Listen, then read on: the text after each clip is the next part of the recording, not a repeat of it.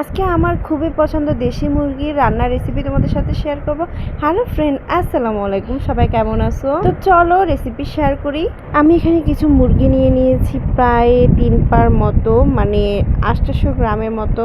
আমি 2টা মুরগি নিয়েছিলাম আর এগুলা পা নিয়ে নিয়েছি, গিলাগুলটা নিয়ে নিয়েছি, তবে মুরগি নিয়ে নেই, মাংস কিছুটা রেখে দিয়েছি। তো আর এখানে যে যে মশলাগুলো লাগবে ওগুলো আমি নিয়ে নিছি। এখানে আমি তোমাদেরকে দেখাই দিচ্ছিলাম কি কি মশলা দরকার রান্না করতে। যাই হোক, এবার আমি কড়াই বসিয়ে দিব চুলার মধ্যে। এটা গরম হয়ে গেলে এবার আমি পরিমাণ মতো তেল দিয়ে দিব পেঁয়াজ কুচি, টমেটো কুচি, কাঁচামরিচ কুচি সবকিছু আমি একসাথে কেটে নিয়েছি। এবার সবকিছু দিয়ে দিব একসাথে। আমি একটু ভাজা ভাজা করে নিব সবকিছু। যখন একটু ভাজা ভাজা হয়ে যাবে তো এই পর্যায়ে আমি দিয়ে দিব টমেটো কেচাপ, যেটা আমি বাসায় বানাই শুধুমাত্র রান্না করার জন্য। যে কোনো খাবারে দিলেই অনেক স্বাদ বেড়ে যায়, খাবারের স্বাদ একদম দুগুণ বাড়িয়ে ফেলি টমেটো কেচাপটা। যাই হোক, তারপরে দিয়ে দিব এখানে আদা রসুন বাটা, অনেকটা পরিমাণে দিয়েছি যেহেতু মুরগি বেশি। এবার দিয়ে দিব জিরা বাটা। এখানে শুধু জিরা না, গরম মশলা মিক্স করা ছিল, আমি সবকিছু একসাথে বেটে নিয়েছিলাম। তারপরে এখানে আমি আরেকটু গরম মশলার গুঁড়া দিচ্ছিলাম, রাঁধুনি পরিমাণ মতো গরম মশলার গুঁড়াটা দিয়ে দিচ্ছি। এবার আমি দিয়ে দেবো রাঁধুনি মুরগির মাংসের মশলা। এই মাংসের মশলা দিলে কিন্তু দুগুণ বেড়ে যায় রান্নার স্বাদ। আমার কাছে খুবই ভালো লাগে, সেজন্য আমি যে কোনো মুরগির মাংসতে এই রাঁধুনি মশলাটা ইউজ করি।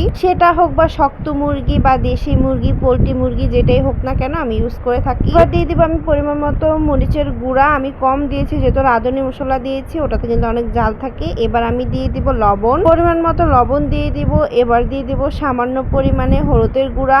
সবকিছু দিয়ে আমি ভালো করে কিছুক্ষণ মিক্স করে নিব এভাবে। তারপরে সামান্য একটু পানি ইউজ করব মশলাটা কষানোর জন্য। কিন্তু মশলা অনেকক্ষণ ধরে কষাতে থাকে, প্রায় আধা ঘন্টা 1 ঘন্টা ধরে, যতক্ষণ না তেল উঠে আসে। তেল উঠে আসা হয়ে গেলে তারপরে কিন্তু এই যে দেখো মাংস দিয়ে দিচ্ছে। আমার মনে হয় মশলা যত বেশি কষানো যায় তরকারির স্বাদ তত বেশি বাড়ে। এবার তো দেখলাই আমি মাংসটা দিয়ে দিছি। এবার ভালো করে কিছুক্ষণ নাড়াচাড়া করে নিব এভাবে। আমি তারপর ঢাকনা দিয়ে রেখে দিব। আমি কিন্তু এখানে কোনো পানি ইউজ করিনি। মুরগির পানি দেখো কতটা উঠছে। তো আমি একদম লো আছে এভাবে রান্না করে নিয়েছি প্রায় 30 মিনিটের মতো। যেহেতু এটা শক্ত মুরগি তাই আমি প্রায় 30 মিনিটের মতো এভাবে রান্না করে নিয়েছিলাম, কোনো পানি দিনে। তবে এবার পানি দিয়ে দিব। পানি দিয়েও এবার আমি প্রায় 30 মিনিটের মতো রান্না করে দিব। এই বলেছিলাম এটা শক্ত মুরগি, সেজন্য আমি আলু দিই নাই। এখন তো আলুটা দিয়ে দিব যখন একটু সিদ্ধ হয়ে যাবে মাংসটা। যদি আমি মাংসের সাথে আলুটা দিতাম তাহলে আলুটার খুঁজে পাওয়া যেত না। যাই হোক, তো এবার আমি 30 মিনিটের মতো রান্না করে নিলে কিন্তু আমার রান্নাটা কমপ্লিট। রান্না কিন্তু শেষ হয়ে গেছে। এবার দেখো মাশাআল্লাহ কত সুন্দর একটা কালার আসছে, মানে